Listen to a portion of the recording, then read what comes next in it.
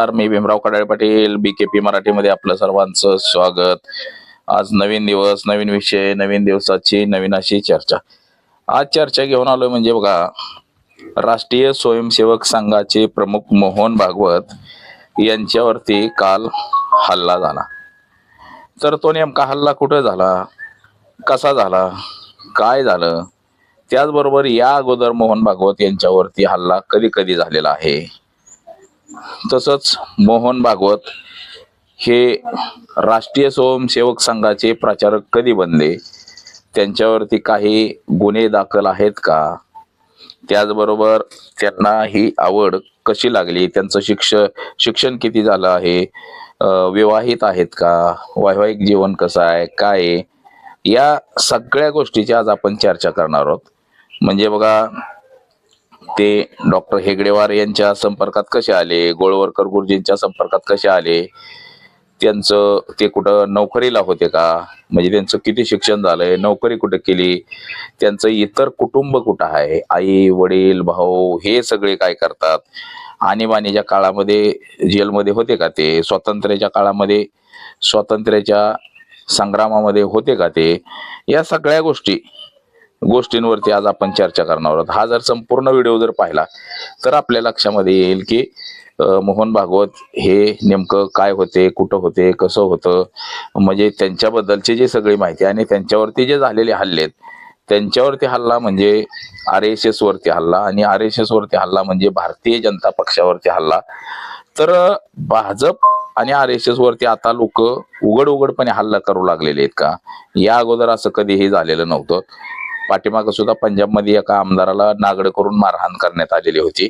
तर हे हल्ले वाढायला लागलेत का, म्हणजे देशाबद्दल भाजप आणि RSS बद्दल नाराजी वाढत चालली का लोकांची, या सगळ्या गोष्टींची आपण सविस्तर चर्चा करणार आहोत. तर हा व्हिडिओ त्यासाठी आपण संपूर्ण बघा, आणि आपण जर चॅनलवरती नवीन असाल तर पटकन आपण बेल आयकॉन बटन दाबून म्हणजे चॅनल सबस्क्राईब करावा, ही सर्वांना विनंती. म्हणजे नवीन असाल तर एकदा चॅनल सबस्क्राईब केला की परत सबस्क्राईब करायची गरज नाही, पुन्हा फक्त लाईक करायचा, जो अंगठा असतो उभा थंब तो फक्त दाबायचा. आणि चला चर्चेला सुरुवात करूया. मोहन भागवत म्हणजेच मोहन मधुकरराव भागवत, असं संपूर्ण नाव मोहन भागवत यांचा. जन्म 11 सप्टेंबर 1950, म्हणजे देश स्वतंत्र झाल्यानंतरचा जन्म आहे, आणि चंद्रपूर जिल्हा महाराष्ट्र या ठिकाणचा त्यांचा जन्म आहे. आणि आता त्यांचं वय आहे 75 वर्ष पूर्ण झालेले आहेत, 75 संपून गेलेली आहेत. त्याचबरोबर त्यांची जात आहे दैविक ब्राह्मण, दैवेज्ञ ब्राह्मण, आणि ते अविवाहित आहेत, लग्न नाही. त्यांचं शिक्षण आहे BSc म्हणजे पशुवैद्यकीय शास्त्र, ते नागपूर विद्यापीठातून.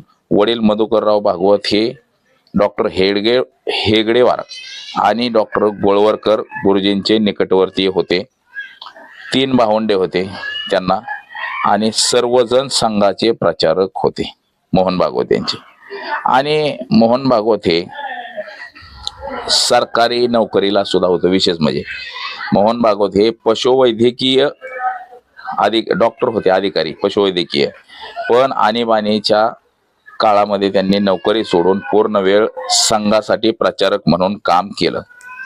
आता वयात सरसंघचालक झालेले प्रमुख व्यक्ती, आणि ते सध्या ते संघाचे मेन प्रमुख प्रचारक आहेत, आणि सध्या ते नागपूर या ठिकाणी राहतात, नागपूरला. तर बघा, अजून त्यांच्याबद्दलची माहिती, आणि नंतर कुठं कुठं हल्ला झाला, काय झालं, कसं झालं, त्याबद्दलची माहिती आपण बघूया. संघातील त्यांचा जो प्रवास आहे, 1975 आणीबाणीच्या काळात प्रचारक म्हणून, भूमिगत प्रचारक म्हणून त्यांनी काम केलेलं आहे. 1977 अकोला जिल्हा प्रचारक म्हणून त्यांची निवड करण्यात आली. 1991 ते 99 मध्ये अखिल भारतीय शारीरिक प्रमुख म्हणून त्यांची निवड करण्यात आली. त्यानंतर 2000 ते 2009 संघाचं कार्यवाहक म्हणजे संघाचं दुसरं सर्वोच्च पद मिळालं, कार्यवाहक म्हणजे. 21 मार्च 2009 वयाच्या 58व्या वर्षी सरसंघचालक म्हणून त्यांची नियुक्ती सुदर्शन यांच्यानंतर, म्हणजे सुदर्शन यांनी राजीनामा दिला वयाच्या 58व्या वर्षी, आणि त्यानंतर मोहन भागवत यांची नियुक्ती संघाचा मेन माणूस म्हणून त्यांनी पदभार स्वीकारला. ते 58 ते आता 70 म्हणजे आणि 75 म्हणजे जवळपास 17-18 वर्षापेक्षा जास्त. 58 70 58 60 60 आणि 10 70 म्हणजे 12 वर्ष आणि ही 5 17 आणि म्हणजे हे पुढचं वर्ष 18वं वर्ष झालं ते संघाचे मेन प्रचारक म्हणून काम करतात. संघाची जबाबदारी त्यांच्यावरती आहे. आणि 75 मध्ये के सुदर्शन यांनी राजीनामा दिला. यांना सुद्धा 75 वर्षामध्ये राजीनामा देणं बंधनकारक होतं संघाच्या नियमानुसार, परंतु त्यांनी तो राजीनामा दिलेला नाही अद्याप तरी. आता त्यांची जी विचारधारा आणि महत्वाची विधाने जी आहेत ना, हिंदू राष्ट्र, भारत के हिंदू राष्ट्र बनाना है भारत को, हे संघाचं मूळ तत्वज्ञान आहे आणि ती विचारधारा घेऊन पुढे जातात. अखंड भारत म्हणजे 2021 मध्ये ते म्हणले होते की अखंड भारत करायचा आहे आपल्याला, फाळणी रद्द केली पाहिजे. राम मंदिराबाबत 1995 मध्ये वक्तव्य केलं होतं. अयोध्येतल्या राम मंदिराच्या प्राण प्रतिष्ठेला सह भारताला खरं स्वातंत्र्य मिळालं असं सुद्धा म्हटलेले होते. आता LGBTO 2023 मध्ये म्हणले होते समाज हे आपलाच भाग आहे वगैरे वगैरे असे त्यांची जी वक्तव्य आहेत. आरक्षणाबाबत सुद्धा त्यांनी जोपर्यंत समाजात आरक्षण वगैरे आहे तोपर्यंत भेदभाव चालू राहील असं पण म्हणले होते. तर आता त्यांची जी सुरक्षा आहे ह्या सुरक्षेवरती सुद्धा मोठ्या प्रमाणामध्ये खर्च केला जातो. आता त्यांचं इतर गोष्टी आपण बघू. 11 जून 2026 ला कानपूरचं दिल्लीला जात होते. तसंच मालेगाव केस म्हणजे ATS अधिकारी महबूब मुजावर यांनी दावा केला होता की मोहन भागवतांना अटक करण्याचा, म्हणजे असं 2008 मधलं प्रकरण होतं ते, त्यावेळेस त्यांनी म्हटलेलं होतं. तर पुरस्कार सुद्धा त्यांना मिळालेले आहेत. आता यानंतर आपण इतर माहिती सुद्धा बघू. पुरस्कार नागपूरच्या पशुवैद्यकीय विद्यापीठाकडनं मानद म्हणजे डॉक्टरेट पदवी त्यांना देण्यात आलेली आहे. पुस्तक यशवंत भागवत असं त्यांनी प्रकाशित केलेलं आहे. संघाची वाढ मोहन भागवतांच्या नेतृत्वाखाली भारतात 2009 मध्ये सरसंघचालक झाल्यापासून संघ शाखेची संख्या दुपटीनं वाढलेली आहे. 25 मध्ये संघाला 100 वर्ष पूर्ण झाली. त्याची शताब्दी सुद्धा मोहन भागवत यांच्या कार्यकाळामध्ये साजरी करण्यात आलेली आहे. भाजप सरकारच्या काळामध्ये राजकीय प्रभाव सुद्धा त्यांचा वाढलेला आहे. भाजपचा सुद्धा राजकीय प्रभाव हा अधिकचा वाढलेला आहे. तर आता ही माहिती झाली आपली ह्यांच्यापुरती मर्यादित, म्हणजे जे मोहन भागवत आहेत त्यांच्या बाबतीत ही सगळी माहिती झाली. तर आता बघा त्यांना जी सुरक्षा पुरवलेली आहे या सुरक्षे बाबतीत सुद्धा आपण बघू आणि त्यानंतर त्यांच्यावरती कुठे कुठे हल्ले झाले, कसा कसा हल्ला झाला हे सुद्धा आपण बघू. आता त्यांच्यावरती जे सुरक्षेचा खर्च जो आहे आणि सुरक्षा कुठली दिली गेलेली आहे. आता सुरक्षेचा दर्जा म्हणजे Z+ VVIP म्हणजे पंतप्रधाना एवढी त्यांना सुरक्षा आहे. तर महत्वाचं म्हणजे एखाद्या संघटनेचा प्रमुख आणि त्याला एवढी मोठी पंतप्रधाना एवढी सुरक्षा देणं म्हणजे हे कुठंतरी कायद्याला धरून नाही. म्हणजे एखादी संघटना असेल, आता देशामध्ये अनेक संघटना आहेत, त्या प्रत्येकच संघटनेच्या अध्यक्षाला जर अशा पद्धतीची सुरक्षा दिली तर देशाचा पैसा हा इतर मार्गाने खर्च होतोय. तर सुरक्षा बघू आपण. Z+ सुरक्षा दिली आहे. ही सुरक्षा CISF आणि राज्य पोलीस मिळून देतात. आता ह्यामध्ये किती पोलीस आणि किती जवान तैनात असतात त्याचा अधिकृत आकडा म्हणजे ते सुद्धा आपण बघू. गोपनीय म्हणजे पोलिसांचा असा हे आहे की बाबा मोहन भागवत यांना धोका आहे म्हणून ही सुरक्षा दिली जाते असं सुद्धा म्हटलं गेलेलं आहे.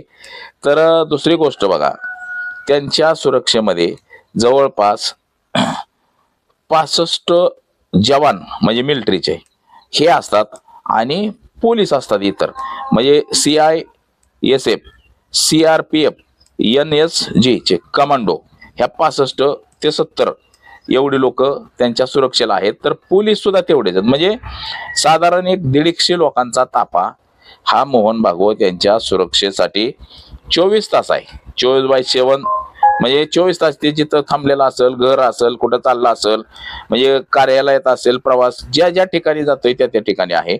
आणि बुलेट प्रूफ गाड्या आहेत बघा, बुलेट प्रूफ सगळ्या गाड्या आहेत. म्हणजे एस्कॉर्ट व्हेइकल्स पायलट कार आहे.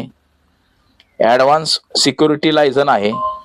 म्हणजे भागवत जिथं जिथं जातात तिथं तिथं अगोदर पोलिस जाऊन तिथं तपासणी करून येतात. म्हणजे जसं पंतप्रधानाला सुरक्षा आहे तेवढीच सुरक्षा ही मोहन भागवतांना आहे. आता शॅडो टीम सुद्धा आहे, म्हणजे साध्या वेशातले कमांडो. म्हणजे ही तर वेगळीच आहे, ती साध्या वेशातले कमांडो आहेत. पण पुन्हा गृह मंत्रालय म्हणजे केंद्र आणि राज्य अशी दोघांची मिळून ही सगळी सुरक्षा आहे. तर आता यांचा महिन्याचा खर्च किती आहे आणि वर्षाचा खर्च किती आहे ते सुद्धा आपण बघूया. आता बघा, केंद्र सरकारला माहिती अधिकारामध्ये काही जणांनी माहिती विचारली होती, तर त्यांनी एका अर्जामध्ये असं सांगितलं की 40 ते 45 लाखाचा खर्च आहे. दुसऱ्या माणसाला असं सांगितलं की 1.25 कोटी प्रति महिना खर्च आहे. बघा, म्हणजे पहिल्याला सांगितलं की 40-45 लाख महिन्याचा खर्च आहे मोहन भागवतांचा, दुसऱ्याला सांगितलं की 1.25 कोटी रुपये खर्च आहे. आणि ही कोर्टात याचिका एकाने दाखल केलेली आहे की बाबा 1.25 कोटी रुपये महिन्याला खर्च हा कशासाठी खर्च केला जातो. आज 1.25 कोटी महिन्याचा खर्च म्हणजे आज वर्षाला किती खर्च झाला बघा. म्हणजे 12 आणि 4 16 कोटी रुपये मोहन भागवत यांच्या सुरक्षेवरती खर्च केला जातो. आता इथं आकडा सुद्धा दिलेला आहे, 16 कोटी रुपयाच्या वरती खर्च मोहन भागवतांच्या सुरक्षेवरती होतोय आणि हा आकडा सरकारनं गुप्त ठेवलेला आहे. आता कोर्टामध्ये त्यांच्यावरती काही केसेस आहेत का पेंडिंग? 2026 ला नागपूरच्या लालन सिंह यांनी मुंबई उच्च न्यायालयामध्ये IPL दाखल केली होती की RSS नोंदणीकृत संस्था नाही, मग करदात्यांच्या पैशातून भागवतांच्या Z+ सुरक्षेला 1.25 कोटी रुपये खर्च कशासाठी करायचा आणि हे सगळे आतापर्यंत केलेली वसुली करा असं सुद्धा म्हटलेलं होतं. तर मुंबई उच्च न्यायालयात सुद्धा एकाने 20 एप्रिल 2026 ला खंडपीठात याचिका दाखल केली होती. आता ही याचिका सगळी फेटाळून लावली होती आणि त्याच्यामध्ये असं म्हटलं होतं की ही हास्यास्पद याचिका आहे, याचिकाकर्ते कायद्याचा दुरुपयोग करतायत. म्हणजे आता जर कोर्टच RSS असेल, RSS विचारधारेचं, तर ते असंच उत्तर देणार आहे ना. म्हणजे RSS विचारधारा म्हटलं की असंच उत्तर देणार आहे. आता काही लोकांनी माहिती अधिकारामध्ये माहिती मागितल्या नंतरच्या काळात, आता 1.25 कोटी रुपयापर्यंत एकाला दिली माहिती, नंतर एकाने माहिती मागितली तर त्याला सांगितलं की 8.1G आणि 8.1J या माहिती अधिकार कलमांतर्गत आपल्याला माहिती देता येत नाही, ही माहिती गुप्त आहे, असे उत्तर सुद्धा दिलेले आहेत. म्हणजे काय उत्तर द्यावी हे सुद्धा बघा. आता 2023 मध्ये बघा, सुप्रीम कोर्टाने मुकेश अंबानी यांची Z+ सुरक्षा कायम ठेवली, पण संपूर्ण खर्च अंबानी कुटुंबियांनी करायचा असा आदेश दिला होता. आता भागवतांची Z+ सुरक्षा जी आहे, आता यावरती 1.25 कोटीचा खर्च होतोय आणि एवढी मोठी लोक त्या म्हणजे साधारण 150च्या वरती लोक हे त्या सुरक्षेमध्ये आहेत भागवतांच्या. तर बघा, आता प्रकार नेमका काय झालेला आहे ते सुद्धा आपण बघूया की मोहन भागवत यांच्यावरती हल्ला कसा झाला आणि कोणी केला, हे प्रकरण नेमकं काय आहे बघा. आता ताजी घटना घडलेली आहे, कालच हल्ला झालेला आहे. मोहन भागवत हे ट्रेन मधून उत्तर प्रदेशातील फिरोजाबाद जिल्ह्यात मक्खनपूर स्टेशन जवळ पोहोचले. म्हणजे ते दौऱ्याला जात होते आणि तिथं गेल्यानंतर मक्खनपूरच्या तिथं RSS संघचालक मोहन भागवत, म्हणजे मक्खनपूरहून अशी दिल्लीला जाणारी ट्रेन होती, सुवर्ण शताब्दी एक्सप्रेस ही ट्रेन होती. या ट्रेन मधून ते कानपूरहून, म्हणजे असंच कानपूरहून दिल्लीला जात होते.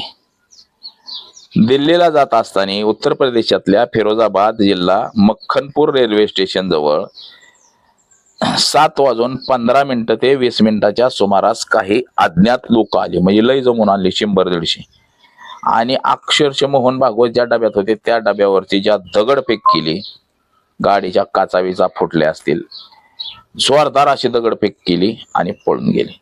आता ह्यात असं झालं, एक्झिक्युटिव्ह क्लास कोचच्या गाडीच्या काचा फुटल्या